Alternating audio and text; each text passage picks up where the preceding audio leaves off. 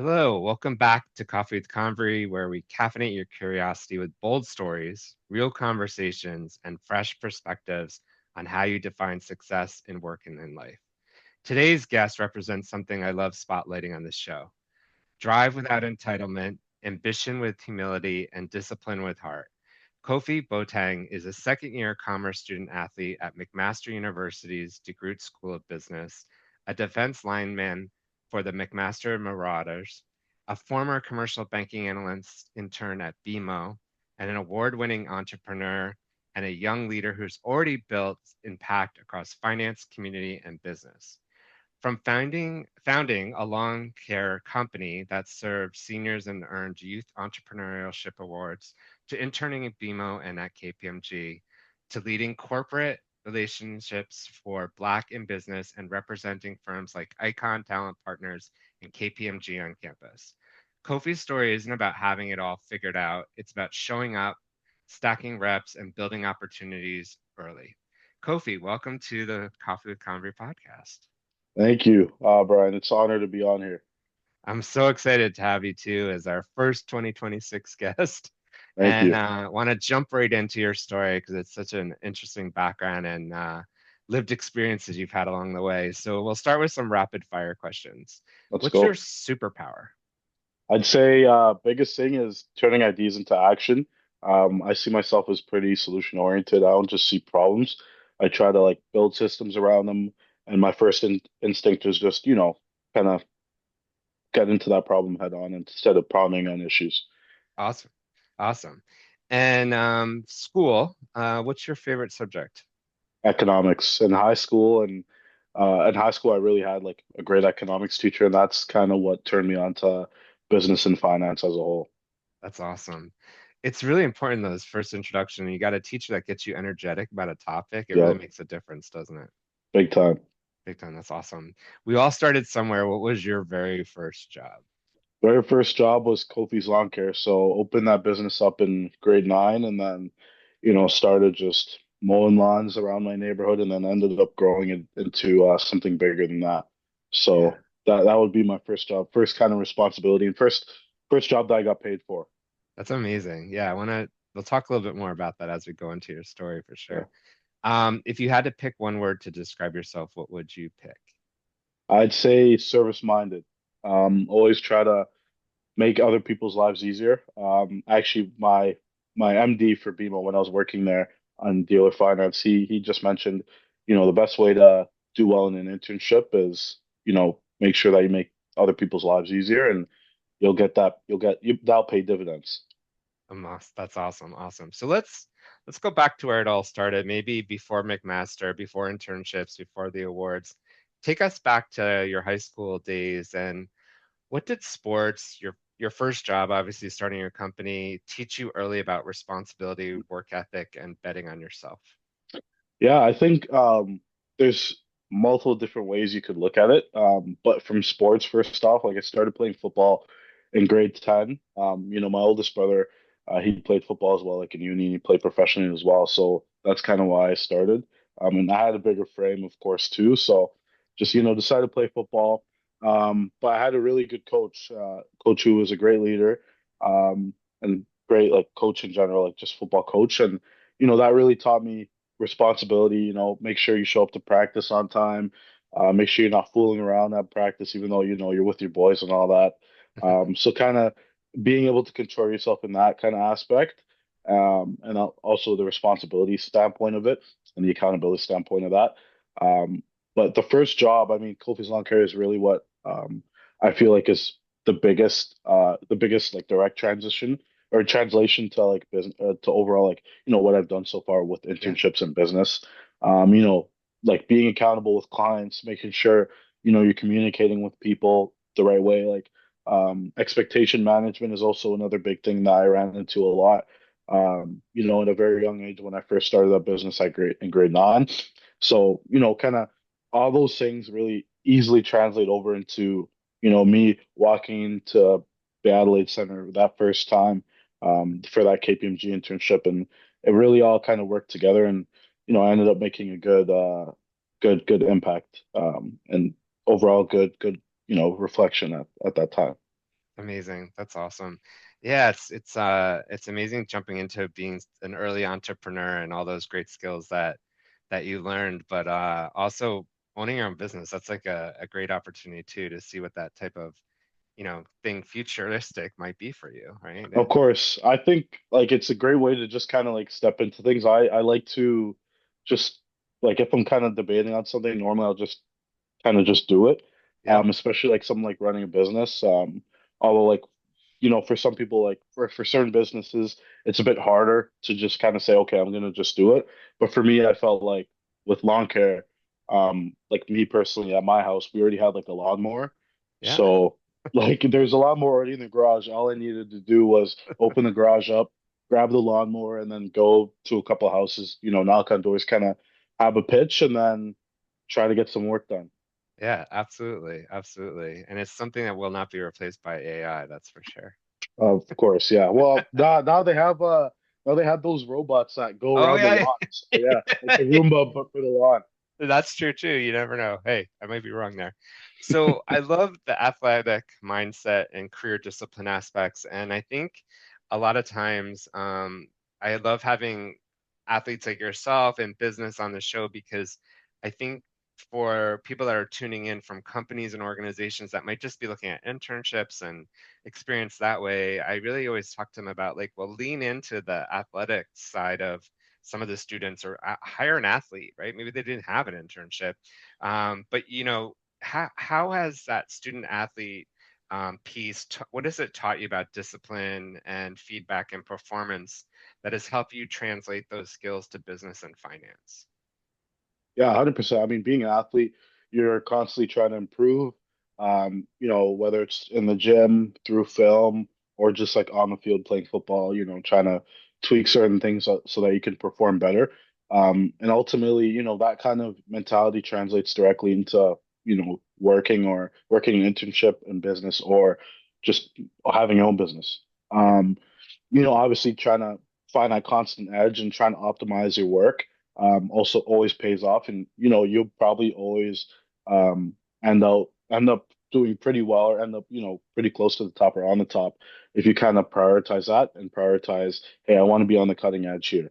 I think the biggest thing like with feedback is like for football coaches like through every kind of level I went through, whether it was high school, rep, or uni, like they always say, hey, don't like listen to the tone, listen to the words I'm saying. Like sometimes, on the field, things might be heated between you and your teammates or between you and coaches. But at the end of the day, like we all have a common goal. We all just want to win the game and we all just want to see the best in ourselves, right? So even though coach might be yelling at me at the end of the day, I understand, hey, he's yelling at me because he wants to see me be better. So, when you step into the workplace and obviously you're not supposed to be yelling at people, but like No. even if someone gives me like feedback that I'm like, oh, like, I really feel like, damn, maybe I could have done better. But you won't really take that as, a bad thing. You're going to take that as, what, thank you. I appreciate that feedback. I'm actually going to take that into account and like, kind of just, it opens you up to having a growth mindset instead of having like a fixed mindset or instead of, just being like, you know what? It's fine. Like he's just on me. He just wants to kind of bug me. He doesn't want to see me be better. He just wants to bug me. But kind of being in that athletic space, prior to being in the professional space really teaches you, people are actually out here looking out for you, want you Yeah. to become better. Yeah, it's a great way to look at it, especially with your mention of growth mindset. I mean, the idea of feedback sometimes can be challenging and tough to hear, but if most people are working with good intent, they are trying to make you better, right? And to give you a learning experience, because that's what life's about. And I love the way that you said, don't focus on the tone, especially on the field, but the words. And if you take that into the office space, like you said, we shouldn't be yelling, but the intent should be there to help you learn more and just Yeah. get better. And Um, especially like as an intern too, like that's like a big piece of feedback that I've gotten as well. Like, hey, you take feedback well, and I'm like, yeah, it's just like I'm kind of used to it. Like just from grade 10 up until, first year uni, playing football through all that time, whether it was high school rep or like uni football at McMaster, like to develop. You have to Yeah. take feedback. You have to take tips. And I feel like it's almost like being an intern, like rookie year of football, like training camp. Yeah. Like, everything's new. Everything's new. And you just kind of open your eyes, trying to absorb everything that you can. So I feel like, that first year training camp and then that first year internship, it was actually like back to back because I worked KPMG Okay. grade 12 in the first year, and then I did training camp first year. So it was kind of right next to each other, and it kind of translated very well. That's awesome. That's awesome. How did it's interesting to me the 12th grade that you got an internship. How did that all come about? Just Yeah, curious. so that was actually a great opportunity from Yeah. Icon Talent Partners. So I actually do a lot of stuff with them now, but back then it was just a scholarship. I found it on LinkedIn. To all like high schoolers listening, like to this, Yeah. like make sure you get LinkedIn. There's a lot of opportunities on there. But yeah, so I found it on LinkedIn. I honestly couldn't believe like that this opportunity was being given out. Like it was a scholarship and internship program that was offered by Icon and KPMG, $5,000 scholarship and a Wow. paid internship as well. So applied to it, tried my best with the submission, ended up working well. Reached out to the recruiters as well, like that like I could find on LinkedIn. Obviously, like they couldn't give me too much info, but like they saw my kind of enthusiasm about it. Yeah. Got the interview, did well in the interview, and then ended up working for KPMG FRM, so financial risk management. Had a great time there, learned a lot from everyone involved, and a big part of that is it was a small internship or a short internship because Yeah. it was like the high school summer. So normally Yep. like a uni internship would be like 4 months, but this internship started I think like July 5th or something and ended. I had to end a bit early because I had training camp, so I had to end like August 8th. So really only a month. But, kind of I knew going into it that I'd really only have a month and a bit. So, I really made sure that, I could absorb everything, always taking notes, being super observant and really tried my best to, take advantage of the great opportunity because I knew that not a lot of people could have gotten that opportunity out of grade 12. Yeah. Big shout out to Icon and KPMG Big for time. creating those programs. That's Big time. amazing. The other thing I think is really important is you've worked everywhere from retail to grocery stores, consulting, commercial banking. Those early customer facing roles, people sometimes take for granted those experiences, but they also prepare you for more either formal corporate environments like BMO and KPMG. How did those early customer facing roles help you in your transition to like BMO and KPMG? I think the biggest thing is, and even like away from the retail grocery stores and like the internship things, is Yeah, also like Kofi's Lawn Care. Always being like customer facing, client facing, I feel like is a direct kind of correlation to being able to be like adaptive to yeah, many people's personalities. So like if you're in a room with a whole bunch of people, like let's say even if you're at like a conference or a networking event, having that kind of experience, being able to speak to multiple customers, like let's say when I was working at No Frills, like I'd just be doing my own thing, like stocking the aisles, and I'd walk by and then someone would ask me a question, and then sometimes a conversation would happen, and just that it's kind of getting those reps of yeah, just chatting to all these different types of people. And especially when I worked at Zwilling, it's like kind of like a knife store, a knife and like kitchenware store. But that's when I kind of had a bit more out of like all my part-time work. That's where I had like a lot more like in-depth conversations with like the clients or the yeah. customers. And I feel like that directly translated over into like, being at conferences, you get to meet such a wide array of people from such a wide array of professional like backgrounds, Yeah. academic backgrounds, like ethnic backgrounds, and having that experience of meeting all those different types of people at my part-time jobs I've worked really helped to, make the connections easier, you Yeah. know, make a cold reach out way easier. And, kind of just getting those reps makes you feel way more confident that you're able to do that as well. Yeah, amazing experiences there. Let's talk a little bit about Coffee's Lawn Care. And, you built community impact, you secured funding, you led volunteers. What has running your own business taught you that maybe school never could or doesn't address? I think the biggest thing would have been accountability and knowing that like, hey, like no one else is coming to get you. Like mom and dad aren't coming to get you for real. Like, you know? Yeah. Um I think that They're not picking those you up that from the job. yeah, like that would be the biggest thing.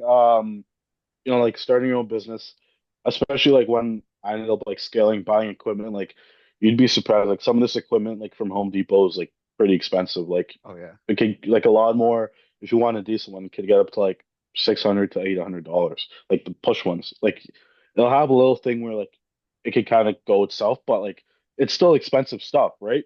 So when you Yeah. start buying stuff like that, there's kind of an accountability, and then when people are expecting you to come by because let's say they have a real estate showing. Like I used to work with realtors, and they'd specifically have me go out to certain jobs or certain places just so that I could kind of prep the property on the outside, like the lawn and the Yeah. garden, so it would be good for a showing. So if you're late to stuff like that, or if your equipment breaks down, you kind of have to find a way to get it done within that 12 hours or whenever they have a showing. So kind of being like, okay, I'm on my own. Um, and no one's coming to save you. That's Like, right. how can I get this done? Like, no Yeah. matter what, I need to get it done by the end of the day. But at the end of the day, just having that accountability, knowing that other people are depending on you for your service. Most definitely a different type of accountability than I'd say like school teaches you. Yeah, and I want to ask you too, because I hear this a lot from young people. I'm assuming, but I want to hear from you. Like this must have taught you about budgeting and finance and things that, you know, I don't know your lived experience. I'd like to hear this, but I know when I went off to school, I didn't even know what a credit card was, and my parents did all my budgeting, and next thing I know, I was in trouble, right, with spending money. But I'm sure this taught you a lot about budgeting and financing as well, running your own business, that Yeah. sometimes those life skills aren't necessarily taught in school. Yeah, like it most definitely like taught me a lot more about business as well and got me a lot more interested in business. Just thinking about, ways that like I could potentially expand the business or, maybe provide a different type of service. And also, again, as you mentioned before, like the budgeting aspect as well, like budgeting and kind of forecasting for Kofi's lawn care really taught me how to budget in my own personal life. Yeah. Um, but yeah, like honestly, lots of great lessons from that. Yeah, that's a lot of great skills that and lessons that come with that.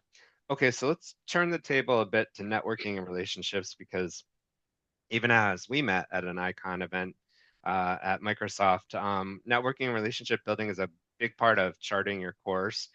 You've served as a campus ambassador, corporate relations lead, event host.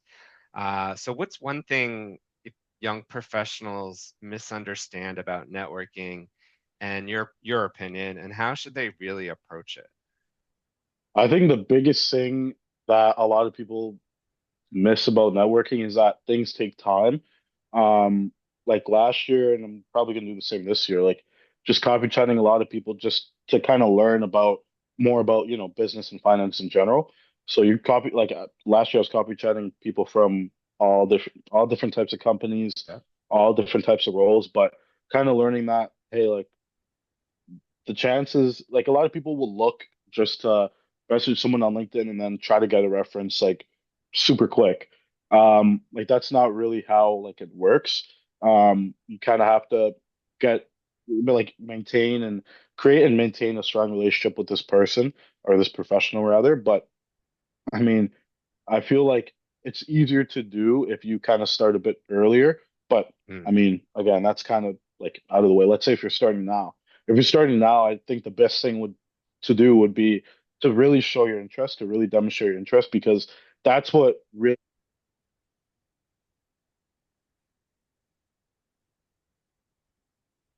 Sorry, one sec. If you have someone who's a professional and they see this younger person and they see them you know really kind of geeking out about what they do in their day-to-day life, they're going to be interested in helping that young person out, yeah. maybe get an internship, at least maybe connect them with someone else that could help them with their goals, whatever it may be. So kind of I think the biggest thing would be really showing interest, and then of course it also helps if you have any projects or any type of experience that you could kind of directly connect or even connect in some type of way, because there's a lot of people that I know that maybe they work the retail job, and they're able to kind of parlay that into kind of helping them with marketing.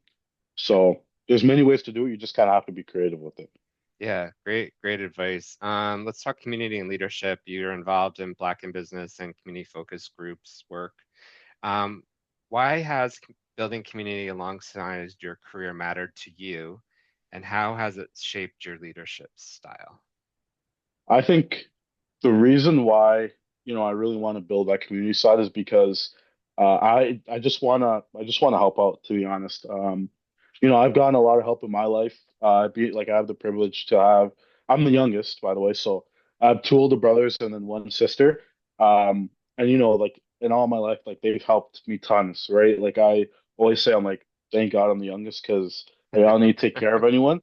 Like I never needed to really like, oh, if I'm going out, like I never needed to be like, oh, I need to take care of him because like mom and dad's not home right now. Like I could just go out, right? Like Yeah. so I never really had that responsibility, and I really kind of was like, oh, like sometimes I do want to kind of help out or mentor someone. Yeah. So I feel like Icon really kind of gave me that kind of that kind of opportunity, right? Like with the panels and everything, and being there for like the Icon and KPMG like internship kind of seminars, like the kind of seminars that they hold, the info sessions, kind of being there just to kind of show these grade 12 students, hey, like last year I was doing it, like, hey, I'm first year, like I'm not that much older than you, That's right. and like I'm here, like connect with me on LinkedIn, message me on LinkedIn, and there's even one guy that I got off the phone with I think it was last week on the 20th. And this is a guy that just hit me up on LinkedIn and like was interested in my journey. And he's in grade 12 right now. Obviously, I'm in second year. Hopped on the call, and he's a great guy talking about like my journey and kind of talking about his journey as well. And like it was crazy. I'm like, hey, I kind of see like some of myself in you. Like I see that kind of drive and all Yeah. that. I want to help the guy out. So like now, like I'll send him any opportunity I see on LinkedIn, stuff like that. So just kind of being able to help, being able Yeah. to kind of pay it forward or pay it forward is the biggest thing to me because I know that, I wouldn't be where I'm at right now without like the mentors I had, not even just in family, but like KPMG, BMO, within Icon, within so many other places as well, like Yeah. football as well. I've really been blessed with all the mentors I got. So it's only right that I, kind of turn around and then give it back to the people behind me. That's awesome. Yeah, I think, and it's so much more relatable when you can talk to someone that's like close to you and who's only a few steps ahead. And for you to Literally. give that time to people is so important because it can be confusing and overwhelming and so much advice coming at you. And how do I talk to someone who's kind of been through the journey at least somewhat right now and go from there? So that's great. I also think I'd like to talk a little bit about employers because I think one of the things we're seeing is last year was like the lowest employment rate for students, and there was a lot of changes happening with organizations and people thinking AI is going to replace this and that. And there's always an opportunity for me to say that young people can come in and add a new perspective and new advice. But what do you think employers, or why do you think employers often overlook young talent, especially student athletes and early career professionals? And what should they think differently about hiring someone like yourself that's going to bring in those fresh ideas and perspectives? I think the biggest thing that they should kind of change in the mentality, if there's employers out there kind of overlooking young talent is kind of understanding, again, like as you mentioned, that new perspective. There's many things, like people my age could kind of bring to the table. Like, not only like tech skills, if, that isn't really so like really big at that job, like the people at that job might not have tech skills that meet the young person's tech skills, like Yep. on the same level. Um, but I think another thing would be kind of those new ideas. Like it's a really big thing. I think that, that new perspective, it really depends on the job, but that new perspective could really kind of benefit a company and kind of having that new edge, having Yep. that kind of new voice to kind of, okay, look over things and maybe, or not like look over things at the internship and be like, okay, well, kind of have a couple questions about this. And then it kind of keeps everyone sharp, I think. Like I know like at my internship, when I was working at BMO, asking a lot of these questions, like people would actually like be like, "Oh, okay, like you're starting to get it," and like I could see in them that they felt like they're taking me on as like a mentee, and like I felt like everyone kind of had a positive, like that kind of had a positive spillover effect on everyone. Yeah, absolutely. And just the ideas of someone coming in new, if you're open-minded and with a growth mindset, you can really engage with these with yourself and others that are coming into the office or into these different fields of in industries. Yeah, I think it's so important to keep that going. I mean, you all are the architects of our future, really, right? I mean, Yeah, that's how it's and got to be. I think the biggest thing is like a lot of people say like it's easier to yeah, I think it's easier for to get like a younger intern and get them to, maybe work on something a bit newer. Like when I was working at KPMG, they had me look on a lot of stuff like climate risk. So I was in financial risk management and I was looking at climate risk, which is kind of a new thing that Yeah, these financial institutions are kind of looking at, right? Like kind of looking at and kind of trying to implement that risk into, how they price their, let's say, insurance policies or how they kind of look at collateral. And this is an up and coming thing, and I really kind of took a big interest in that because it's a new thing, and I'm walking in brand new.